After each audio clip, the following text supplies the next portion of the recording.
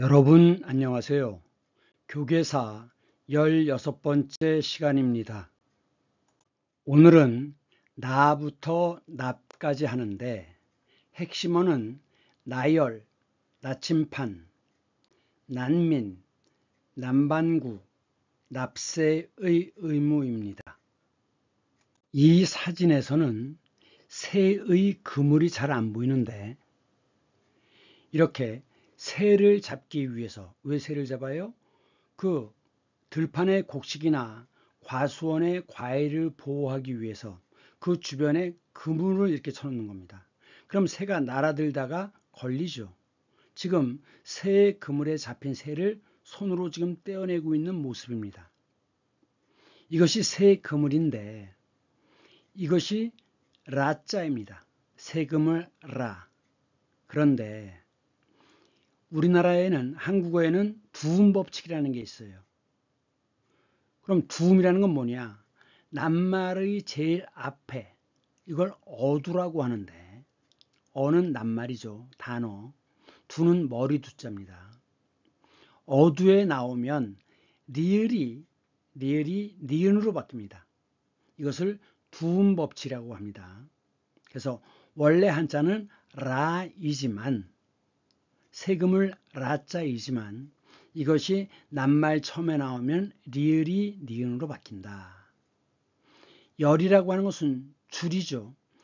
가로로 되어 있는 줄을 오라고 하고 세로로 되어 있는 줄을 열이라고 합니다. 그래서 쭉 세 그물을 쭉 벌려놓는 것, 이것이 나열이에요. 그러다 보니까 결국 나열은 어떤 뜻으로 쓰이냐? 이렇게 막 섞여 있을 때 같은 종류끼리 이렇게 나누어 놓죠. 줄을 지어 놓습니다. 그래서 나열하다라고 하는 건 이렇게 가지런히 해놓는 것이 나열입니다.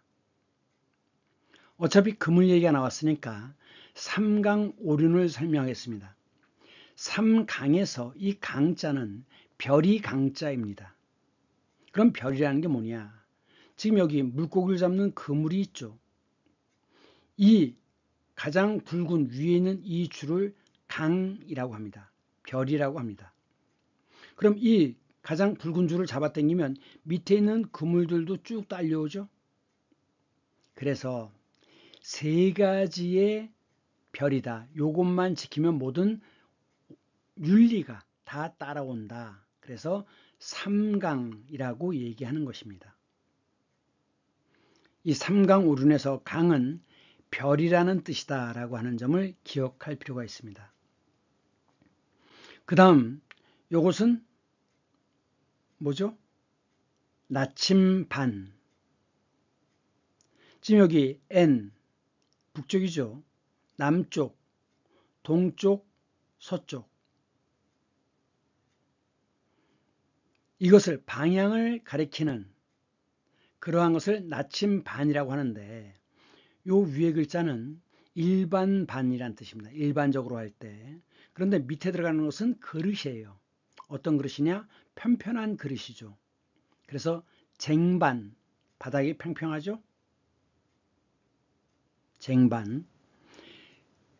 이 바닥, 나침반 이 밑에가 편편하기 때문에 이것을 나침반이라고 하는데 이 반을 순 우리말로 하면 판이라고 있습니다. 판자 아시죠? 판자. 어떤 게 판자예요? 나무를 얇게 켜놓은 것.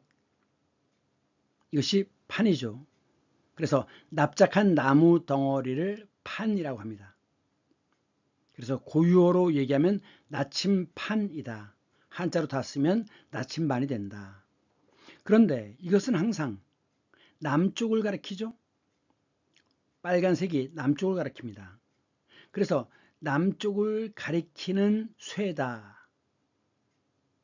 그래서 이것을 지남철이라고 합니다. 사실은 우리가 이런 것을 지남철이라고 하죠. 지금 이쪽이 N극, S극이고 이쪽이 N극인데 지금 클립이 달라붙잖아요.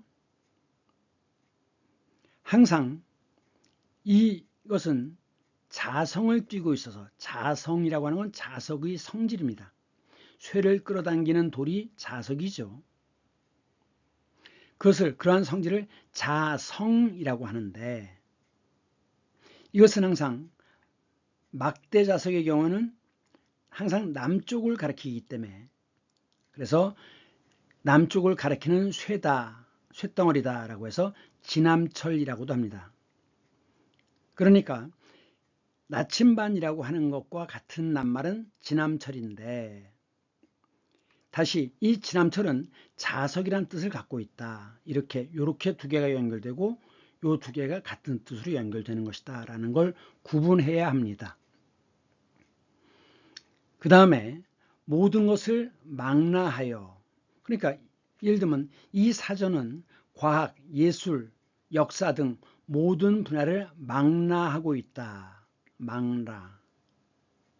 그러니까 모두 다 포함하고 있다는 뜻이죠. 모두 포함. 망라하다라는 건 그런 뜻인데, 원래 뜻은 뭐냐? 망이라고 하는 것은 물고기를 잡는 그물이에요. 이게 망이죠. 그래서 이런 그물이 아니라 작은 그물, 손으로 던져서 물고기를 잡는 그것을 투망이라고 하죠. 투망. 망을 던지는 겁니다. 왜? 물고기를 잡기 위해서. 그래서 망은 물고기를 잡는 그물이고, 라는 새를 잡는 그물인데, 이게 이제 물고기와 새를 덮어서 잡듯이 모두 포함시킨다는 뜻이다 하는 것입니다. 좀 어려운 낱말이죠. 네. 그 다음에 삼국시대 때 신라가 있죠. 그래서 새롭게 모든 것을 다 망라한다. 그러니까 그 전에 나라 이름에서 새롭게 개혁을 했다. 그러면서 모든 것을 다 받아들인다. 이런 뜻으로 신라라고 하는 이름을 쓴 것입니다. 그 다음에 삼라만상이라고 있는데, 여기 라자 보이죠? 이 삼은 하나만 쓰면 이것은 나무목이지만, 두 개를 쓰면 나무가 많은 숲을 림자인데, 세 개가 쓰면 나무가 아주 많은 것입니다. 그래서 나무가 많은 지역을 삼림이라고 하죠. 삼림. 결국 이 림이라는 건 숲이에요. 숲처럼 나무들이 빽빽하고 길게 늘어서 있다. 빽빽하고 길게 늘어서 있는 거죠. 그래서 그런 모습에서 헤아릴 수 없이 많은 일만만자예요. 즉 모든이란 뜻으로 씁니다. 모든 대상을 포함한다라는 거예요. 그래서 삼라만상은 다시 얘기하면 헤아릴 수 없이 많은 형상, 모습들을 가리키는데, 예를 들면 바람에 살랑거리는 나무잎부터 밤하늘의 은하수까지 이 모든 것을 다 포함한다는 겁니다. 그래서 결국 삼라만상이라고 하는 것은 만물과 같은 뜻입니다. 앞 시간에서 했었죠? 물이라는 게 뭐죠? 물은 감각, 오감을 통해서 인식되어지는 대상을 물이라고 하죠. 오감은 뭐가 있습니까? 시각, 청각, 촉각, 미각, 후각이 있죠. 그걸 통해서 받아들여지는 모든 것을 물이라고 하는데, 우정이나 사랑, 평화 이런 것들은 보거나 듣거나 만질 수는 없어요. 느낄 수 있는 거죠. 그 느끼는 것을 뭐라고 하느냐? 사라고 합니다. 사. 그래서 모든 사를 통틀어 얘기할 때 세상 만사 이렇게 얘기하고, 모든 물을 통틀어 얘기할 때 만물이라고 얘기하죠. 그래서 이 세상에 존재하는 모든 것을 통틀어 얘기할 때는 사물 이렇게 얘기하는 겁니다. 사물. 그럼 이 물을 다시 나누면 어떻게 됐죠? 동물이냐, 식물이냐, 광물이냐 이렇게 나눴습니다. 그러니까 삼라만상이라는 건 이 세상에 존재하는 모든 것을 통틀어 얘기할 때 쓰는 말이고, 그것을 만물이라고 한다. 그 다음 아수라라는 말을 쓸 때 아수라, 그리고 이 아수라장이란 말도 있어요. 아이고 이거 완전히 교실이 아수라장판이네 이런 말을 쓰는데, 이 라자는 음만 빌어서 쓴 것이긴 한데, 그럼 아수라라는 게 뭐냐? 아수라. 자, 지금 요것은 앙코르톰이라고 하는 캄보디아, 앙코르톰, 앙코르왓 옆에 있는 겁니다. 앙코르라고 하는 건 신성하다는 뜻이에요. 톰이라고 하는 것은 도시란 뜻입니다. 그러니까 이것이 바로 신성한 도시로 들어가는 입구 문이에요. 문. 앙코르왓은 뭐냐? 왓은 절입니다. 절. 그래서 신성한 절, 신성한 사원이기 때문에 앙코르왓이라고 하죠. 이 캄보디아는 8세기부터 12세기까지는 굉장히 막강한 나라였습니다. 그래서 이렇게 커다란 도시를 세운 것이에요. 그런데 이 앙코르톰을 들어가는 양 옆에 이쪽과 이쪽, 여기가 다리입니다. 다리인데 오른쪽에 있는 게 바로 뭐냐? 확대한 것이 이것입니다. 왼쪽에 있는 이것은 이 사진이죠. 이쪽이 선신이고, 자, 얼굴이 선하게 생겼죠. 이쪽은 악신입니다. 악신. 자, 악신의 사진을 확대해 보겠습니다. 머리에 투까지 쓰고 있죠.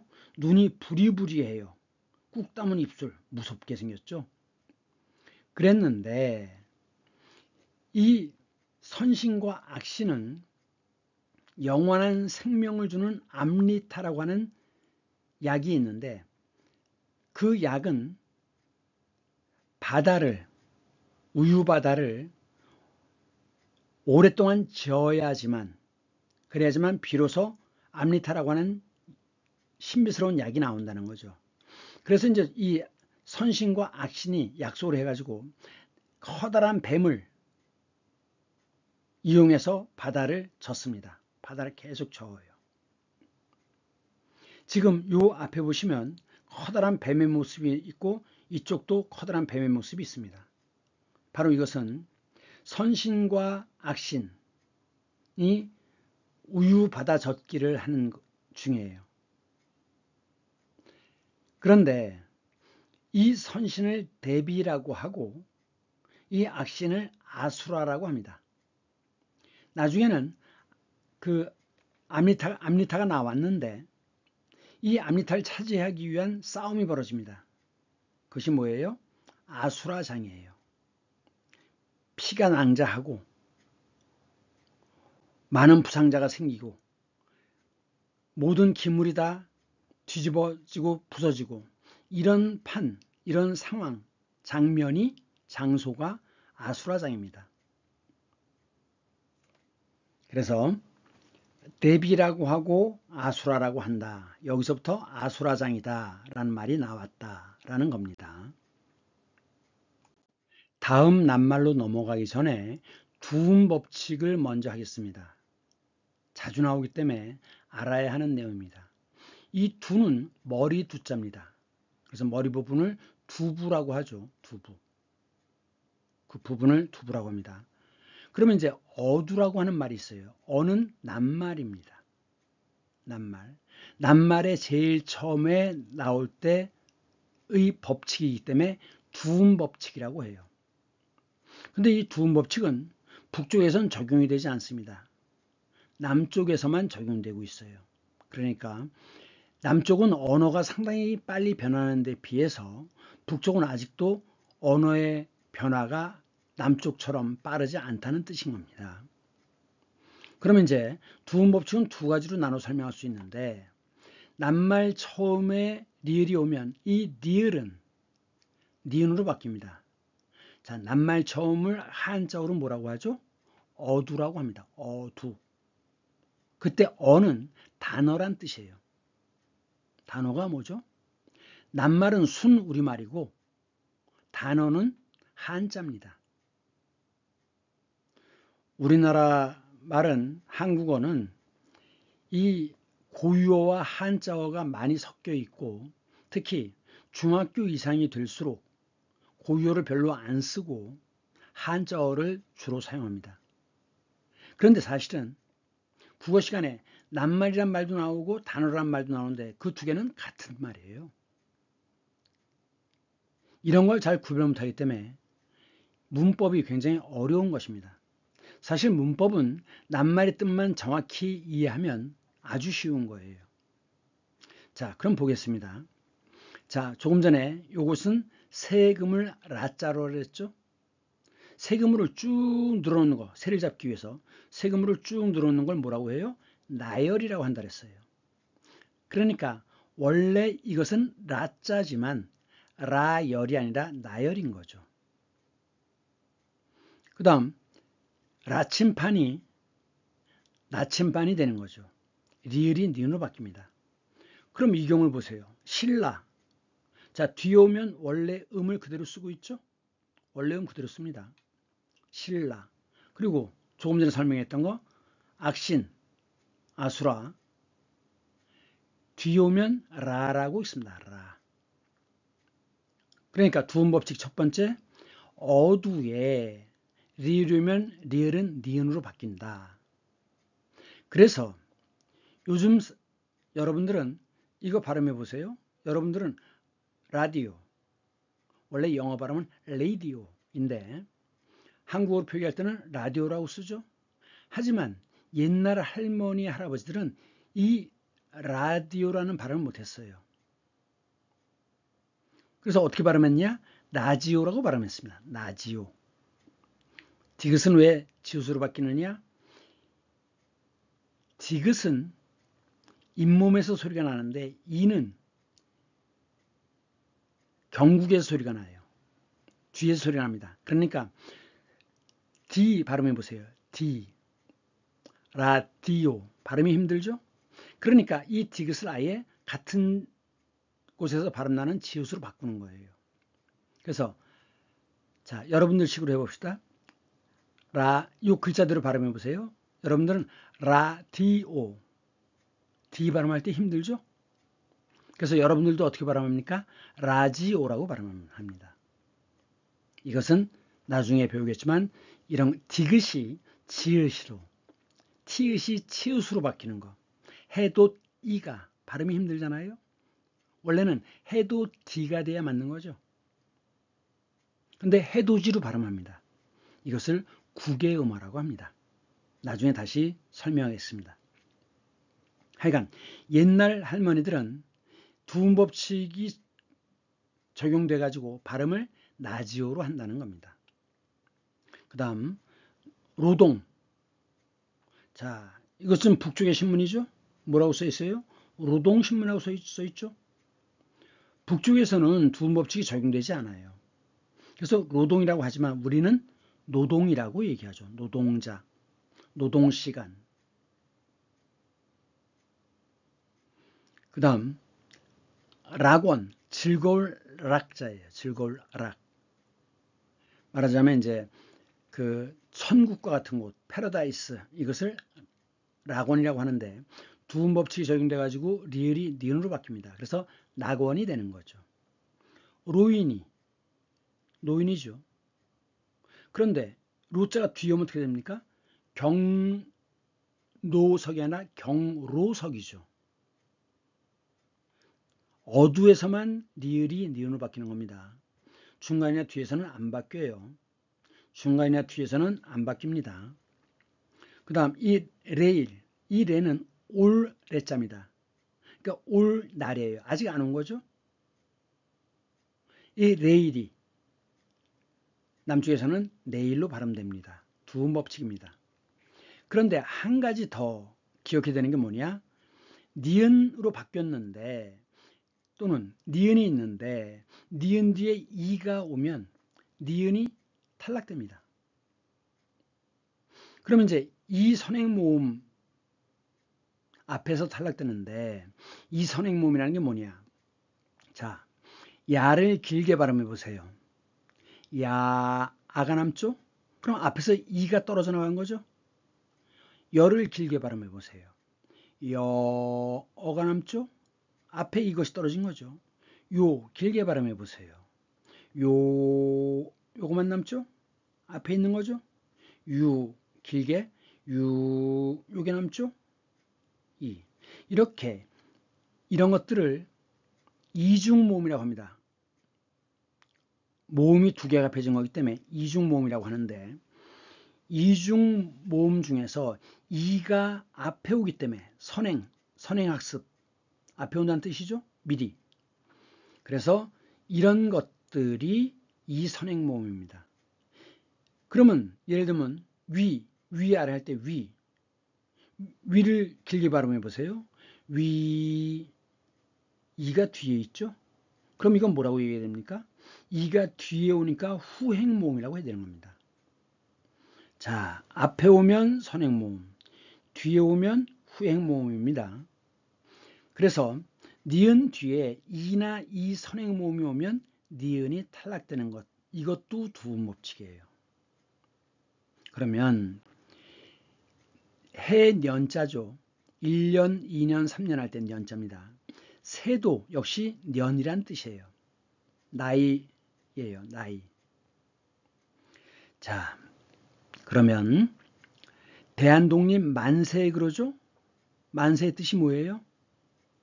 만년이죠, 만년. 대한독립이여 만년 동안 영원하라. 이런 뜻이죠. 원래 만세라고 하는 것은 중국에서는 황제가 만년 동안 건강하고 오래오래 통치해 주십시오. 그런 뜻이에요. 세는 해란 뜻입니다. 년이란 뜻이에요. 그래서 새해가 되면 절하는 걸 뭐라고 합니까? 세배라고 하죠. 세배. 세배. 자, 년세인데 니은 다음에 뒤에 이 선행 모음이 왔죠? 요거 여가 왔어요. 그래서 이 니은이 탈락됩니다. 그래서 연세가 되는 거죠. 나이가 많은 걸 연로하다라고 하죠. 연로인데 니은 다음에 이 선행 모음이 왔어요. 그래서 니은이 탈락됐죠. 력사인데 력 밟을 력자입니다.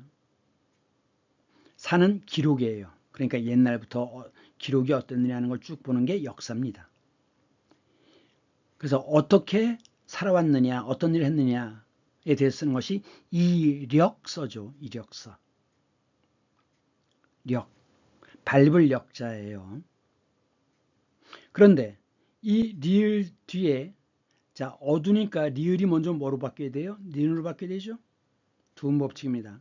그런데 니은 뒤에 다시 또 이 선행 모음이 왔기 때문에 니은이 탈락돼요. 그래서 역사가 되는 겁니다. 히스토리. 히스토리의 뜻은 뭐예요? 남자의 이야기죠. His story. 예. 역사는 가부장 사회에서는 남성의 이야기였습니다. 이제는 여러분들이 눈치를 챘을 겁니다. 이렇게 노란색으로 되어 있는 낱말들은, 단어들은 여러분들이 꼭 알아야 되는 필수어입니다. 노란색으로 되어 있는 것들은 반드시 알아야 되는 필수어예요. 물론 중요한 것은 색깔을 이렇게 하기도 하죠. 자, 우선 민자를 먼저 보면 민자는 원래 어떻게 쓴 글자냐? 이렇게 쓴 겁니다. 이게 뭐죠? 사람의 눈이죠. 요건 뭐죠? 화살이죠. 옛날에 전쟁 포로라든가 이렇게 잡히면 노예로 삼았는데, 노비로 삼았는데 도망가더라도 언제든지 금방 구분할 수 있게 화살로 눈을 찔러서 애꾸를 만듭니다. 이게 민이에요. 그러니까 민주주의라고 하는 것은 옛날에는 천대받던 사람들, 인간 취급도 안 했던 동물처럼 취급했던 사람들도 사회의 중심이 되는, 주인이 되는 그러한 사상을 민주주의라고 합니다. 민주에서 주는 중심, 주인 그런 뜻이죠. 그런데 지금 요 난자를 보면 요 오른쪽은 새 뜻이에요. 새 추자입니다. 새. 그럼 이건 어떤 새냐? 이 나는 머릿속으로만 존재하는 즉 상상의 새인데 이 새는 목마른 새랍니다. 왜? 이 새는 용의 허파와 봉황의 피만 먹어야 어렵대요. 그러면 용과 봉황을 잡기가 쉽습니까? 사실은 용과 봉황 둘 다 상상의 동물인 거죠. 어쨌든 이 난이라고 하는 새는 그 용의 허파와 봉황의 피를 먹을 수가 없기 때문에 늘 배고파서 결국 일찍 죽는답니다. 그래서 이 새를 잡는 건 어떻겠어요? 매우 어렵겠죠. 그래서 이것이 어려울 난자입니다. 이 피닉스라고 하는 게 있는데, 피닉스 보통 불새라고 번역하죠. 자, 불 활활 거리죠. 그런데 이 불새를 불사조라고도 합니다. 사가 뭐예요? 죽을 사자죠. 절대 죽지 않는 새. 왜 그러냐? 이것은 고대 이집트의 신화인데 이 새는 생명이 닿을 무렵에는 향기가 나는 나뭇가지에다 둥지를 틀고 둥우리 거기에 둥지에 불을 붙여갖고 몸을 태워서 죽는데요. 그럼 거기서 또다시 새로운 새가 태어난다는 거죠. 이렇게 태어난다는 겁니다. 그래서 영원히 절대로 죽지 않는 새, 그래서 불사조라고 얘기하는 거예요. 그래서 피닉스라고 하면 불새라고도 번역하지만 불사조라고도 번역하는데 이 불사조는 절대로 사라지지 않죠. 왜? 다시 또 태어나고 또 태어나고 하니까. 그래서 불멸이나 사라질 멸자죠. 멸망, 사라지는 거죠. 사라지거나 또는 계속 거듭 태어납니다. 재생을 상징해요. 그래서 희한하게도 절대 죽지 않는 것을 불사조 같은 놈 이렇게 얘기하는 거죠. 그 다음 난이도인데 매우 어렵다는 뜻이죠. 이 이는 쉽다는 뜻이에요. 그럼 이제 고난도 아래 글자는 옛날이란 뜻입니다. 옛 꽃자예요. 근데 위에 풀초가 들어갔어요. 여러분들 쓴바귀 먹어봤습니까? 고들빼기 매우 쓰죠. 그래서 이것은 쓸 고자예요. 그러니까 쓰고 어려운 정도가 매우 높은 거죠. 고난도 문제다. 고난도 시험 문제다. 고난도 기술이다. 이런 말을 씁니다. 그 다음에 그거에 비해서 용이하다는 쉽다는 뜻이죠. 쉽게 받아들인다는 겁니다. 용이하다. 문제 해결하기가 용이하다. 이렇게 쓰는 겁니다. 그 다음에 이제 난제가 산적하다라고 하는데 우선 난제에서 제는 어떤 글의 중심이 되는 거예요. 그래서 이제 한편의 글이나 말을 통해서 강조하려는 내용, 전달하려고 하는 내용을 뭐라고 합니까? 주제라고 하죠. 중심이란 뜻입니다. 민주주의할 때 중심이죠. 그러니까 중심이 되는 사항, 이것이 주제예요. 그러면 이제 한편의 글의 경우에는 반드시 뭐가 있어야 됩니까? 제목이 있어야 되죠. 그러면 이제 주제를 대표하기 위해서 붙이는 이름, 그것이 제목입니다. 제목. 그러면 이제 학교에서 자, 오늘 집에 가서 임진왜란에 대해서 조사해 오세요. 내일 발표하겠습니다. 라고 숙제를 주죠. 숙은 뭐냐? 자다란 뜻입니다. 자다, 숙박업체. 숙은 자다는 뜻이에요. 그래서 옛날엔 하숙생이 있었죠. 잘 숙자입니다. 그러니까 잠을 자면서, 즉 밤새에 주어지는 것, 이것이 숙제입니다. 그 다음에 과제라고 하는 것은 과는 이렇게 나누는 거예요. 나뉘는 하나의 단위입니다. 예를 들면 국어 시간에 과제는 뭐냐? 오늘의 과제는 뭐냐? 그러니까 작게 나뉘어진 덩어리, 이것이 과제입니다. 오늘날 한국 사회가 해결해야 될 과제가 무엇입니까? 요걸 쓰는 거예요. 그 다음 산적하다라고 했는데 산은 몇 산자죠? 적은 왼쪽에 벼화입니다. 이건 벽가마를 이렇게 쌓은 거예요. 벽가마를. 그래서 쌓을 적자입니다. 그래서 이제 매달 일정한 날짜에 일정한 금액을 예금하는 것. 이것을 뭐라고 합니까? 적금이라고 하죠. 적금. 그러니까 이제 예금과 적금의 차이는 뭐냐면 적금은 매달 얼마씩 일정한 기간마다 얼마씩 일정한 금액을 쌓는 것이고 예금은 덩어리 돈을 일정 기간 동안 은행에 놔두는 거예요. 일정 기간 저축하는 것. 이것이 예금입니다. 그 다음에 지금은 없지만 옛날에는 길거리에서 아줌마 한 푼 줍쇼 이런 거지들이 있었어요. 그러면서 이제 뭐라고 했느냐? 적선합쇼 그렇습니다. 선은 착할 선이죠. 선신과 악신할 때 착할 선.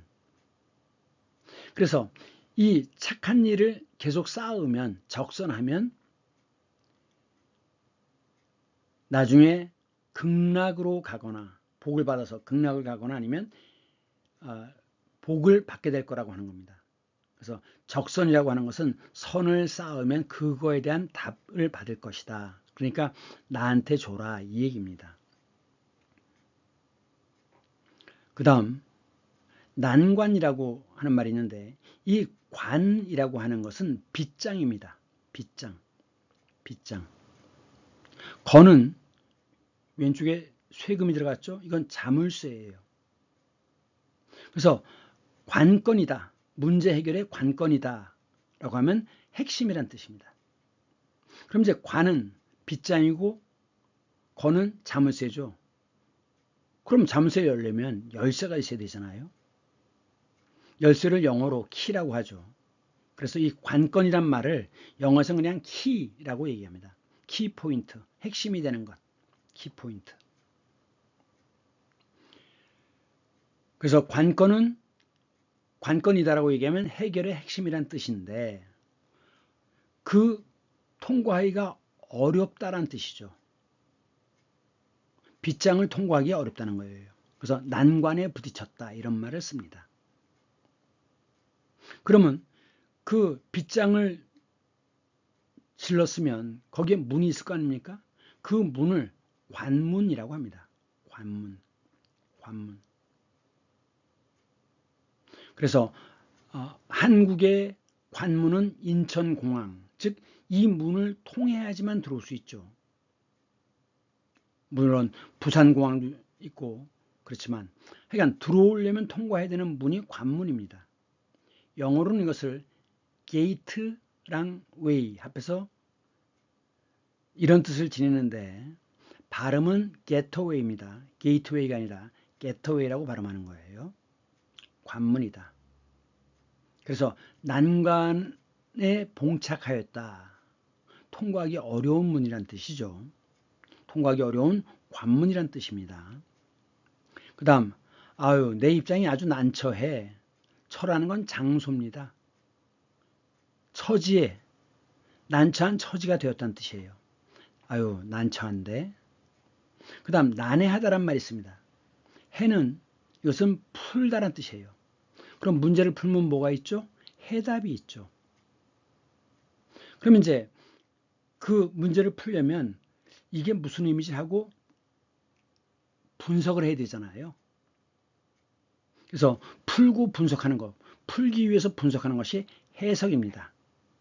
보통 영어 시간에 문장 해석을 많이 하죠.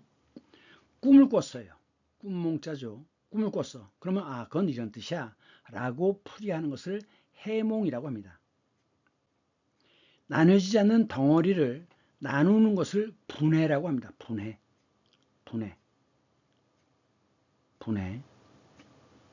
그래서 예를 들면 소금이 있어요.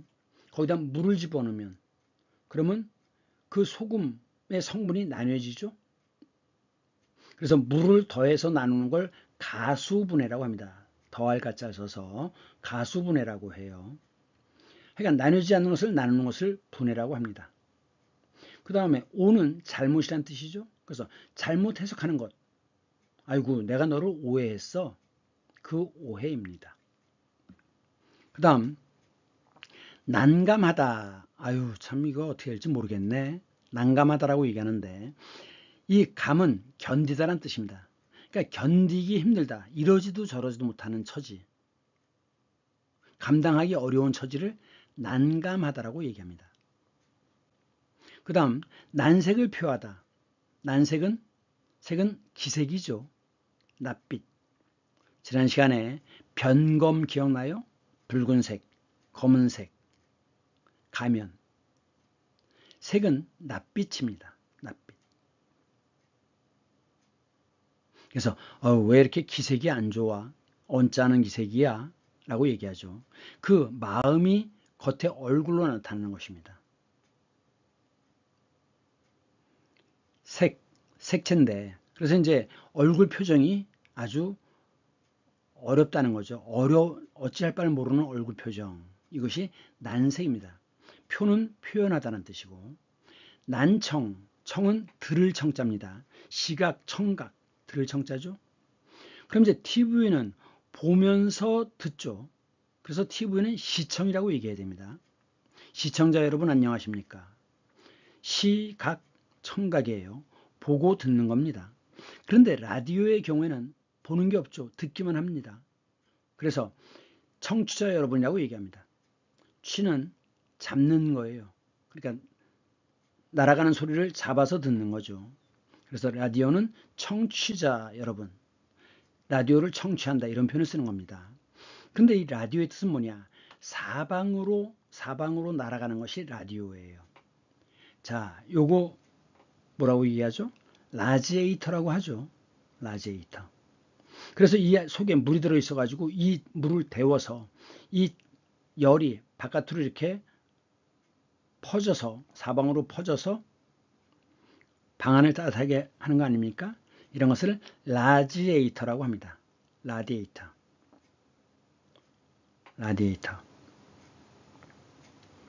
그 다음 청문회라고 있죠. 듣고 들을 청, 들을 문. 자, 듣고 듣는 것 또는 물어보기도 합니다. 그때는 물을 문자를 써야 됩니다. 청문회. 듣고 물어보는 것이 청문회입니다. 그 다음 난산, 산은 아이를 낳는 거예요. 생산. 그래서 쉽게 아이를 낳으면 순산, 순조롭다. 그런데 굉장히 아이를 낳는 게 어려워요. 힘들어요. 그럼 그걸 난산이라고 합니다. 그 다음 치료하기 어려운 병, 그것을 난치병이라고 하죠.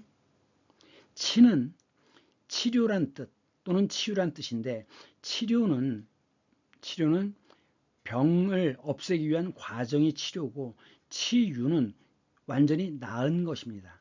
나을 유자예요. 그래서 병이 다 치유되었다라고 얘기하는 겁니다. 치료와 치유는 다르죠. 그 다음에 이제 정치란 말이 있는데 정은 왼쪽이 발을 정자고 오른쪽은 손입니다. 손으로 잘못된 것을 바로잡는 것이 정입니다. 치는 다스릴 치자예요. 옛날엔 왕이 다스렸죠. 지금은 대통령, 국회의원 다 국민의 대표자일 뿐이지 국민의 의견을 대변하는 것이지 국민을 다스리는 건 아닙니다. 하지만 옛날부터 써왔던 말이기 때문에 그냥 쓰는 거예요.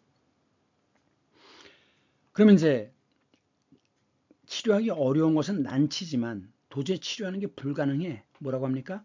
불치의 병을 앓고 있다라고 얘기하는 거죠. 불치. 그럼 고난은 뭡니까? 쓸고 어려울 난자니까 쓰고 어려움을 겪는 것이 고난이에요. 그래서 이제 그 어려움을 받을 때 순환이라고 얘기하죠. 순환. 예수의 순환. 자, 쓸고자라고 그랬죠. 고통. 통이 뭐죠? 통증. 괴로운 통증. 고통이에요. 고민. 이 민이라고 하는 것은 답답하다는 뜻이에요. 답답하다. 그러니까 도대체 이리저리 궁리해봐도 도무지 해결책이 안 나와. 그런 것이 고민이죠. 근데 이제 고민보다 더 심한 건 뭐냐? 번민입니다. 번민. 그 번은 머리가 어지러지하다는 뜻인데 나중에 다시 보겠습니다. 그러면 이제 고생을 했다. 사는 거죠. 그러니까 살아오면서 고생이 많았다. 살생자입니다. 그런데 이제 인생은 고해다 이런 말을 씁니다. 괴로움 바다다. 즉 삶을 사는 것이 괴로움 투성이기 때문에 삶의 괴로움을 바다에 비유한 것이에요. 고해다. 인생은 고해다. 그 다음에 이제 어떤 사람이 어떤 일을 해줬을 때 아이고 수고 많았습니다 이렇게 얘기하죠. 수는 받을 숫자입니다. 그러니까 고생을 받았다. 고생했다라는 얘기죠. 그래서 그럴 때 이제 수고했습니다 이렇게 얘기하죠. 그 다음에 재는 밑에는 불이고 위에는 뭐가 막 타고 있는 모습이에요. 그래서 이 재는 재앙입니다. 그럼 재앙이라는 건 어떤 게 있느냐? 불, 물, 지진 등 자연재해를 재해라고 합니다. 재앙. 그래서 입는 해를 재해라고 하죠. 그럼 불이 나는 건 뭐라고 얘기해요? 화재라고 얘기하죠. 화재. 그럼 물에 의한 것을 수재라고 하죠. 어쨌든 자연재해를 입은 사람을 이재민이라고 얘기합니다. 이재민. 그 다음 피난가다. 피는 피할 피자예요. 그래서 더위를 서는 더위서자입니다. 더위서. 그냥 이글거리는 태양, 폭서라고 얘기하죠. 폭서, 폭염 또는 폭서라고 얘기하는데 그 더위를 피해서 바다로 산으로 가는 것을 피서라고 얘기합니다. 피서. 피하다는 뜻이죠. 그리고 이제 도망갈 때는 뭐라고 얘기합니까? 도피하였다. 도망했다는 얘기죠. 그 다음 요 한자는 원래는 곤난이라고 읽어야 됩니다. 어려울 난자예요. 란이 아닙니다. 원래는 곤난인데 자 글자대로 발음해 보세요. 곤난. 발음하기 곤란하죠? 그래서 이 난을 란으로 바꿉니다. 원래 이 한자는 난이라고 읽지만 발음이 힘들어서 바꾸는 거예요. 그것은 뭐라고 하느냐? 활음조라고 합니다. 활자는 왼쪽에 삼수면이 들어갔고 오른쪽은 뼈입니다. 뼈끼리 마주치면 덜그락덜그락 거리잖아요. 그런데 그 사이에 액체가 들어가면 부드러워지죠. 그래서 이것은 부드러울, 미끄러울 활자입니다. 그래서 소리를 매끄럽게 하기 위한 것. 곤난, 발음이 힘들죠? 곤란, 발음이 쉽죠? 그래서 이런 현상을 활음조라고 합니다. 활음조. 국어문법에서 나오는 거예요. 그래서 이 활자는 매끄러울 활자예요. 그렇기 때문에 비행기가 날아가기 위해서 빠르게 달려가는 길을 뭐라고 합니까? 활주로라고 하죠. 활, 주, 달릴 주자예요. 주, 달릴 주. 그래서 마라톤 같은 경우에 주자라고 얘기하죠. 주자, 달린다는 뜻이에요. 그 도로를 활주로라고 합니다. 그 다음 자동차에 뭘 넣어야 됩니까? 기계끼리 서로 부딪히니까 윤활유를 집어넣죠. 매끄럽다는 뜻입니다. 그 기름을 윤활유라고 합니다. 유는 기름 유자죠. 돌에서 나오는 기름이기 때문에 석유라고 합니다. 그래서 이제 휘발유, 경유, 벤젠유 이런 것들이 있죠. 그 다음 보통 사람들이 이 비난과 비판을 잘 구별을 못하는데 잘못을 지적한다는 공통점은 있지만 비난은 감정적이고 주관적인 거예요. 그래서 비난하면 안 되죠. 비판을 해야 되는 거죠. 비판은 이성적이고 논리적이고 객관적입니다. 누가 봐도 당연히 그렇구나 라고 하는 비판을 해야 되는 것이지 감정적으로 비난을 해서는 안 됩니다. 그러면 상대방도 감정이 상하게 되겠죠. 그래서 필요한 부분만 비판을 한다. 그 다음 자, 따로 뽑았어요. 요건 어지러울 란자입니다. 요 글자와 요 글자가 잘 구분이 안 되는데 요것은 원래 음이 어려울 난자예요. 어렵다는 뜻입니다. 하지만 이것은 어지러울 란자입니다. 이것은 어지러울 란자입니다. 난이 아니에요. 란자입니다. 밀란이라고 할 때 민 기억하시죠? 눈을 화살로 찔러서 구분할 수 있도록 이것이 민자가 된 것이에요. 그럼 이제 이들은 어떤 조직적인 체계를 갖고 있지 못하겠죠? 하지만 참다 폭발하는 것, 이것이 밀란입니다. 우리나라는 조선 말에 세도 정치가 심해지면서 무조건 백성들 등골을 짜요.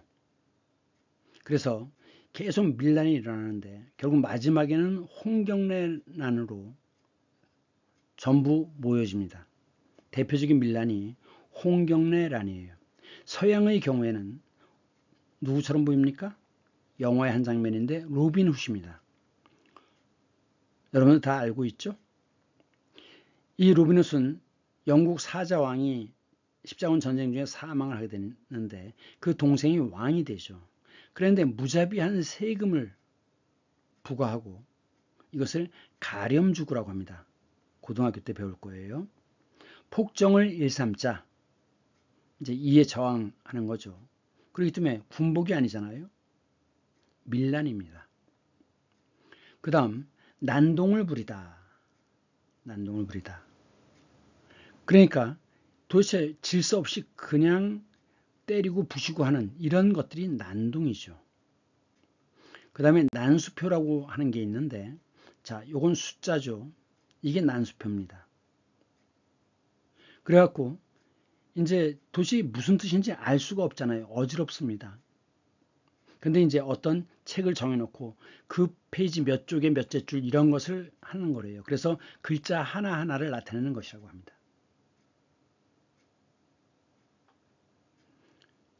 표라고 하는 것은 가로 세로로 이렇게 줄을 져 있죠. 이것이 표고, 그 다음에 이제 난시라고 하는 것은 물체가 겹쳐 보이는 것, 이게 난시죠. 난시.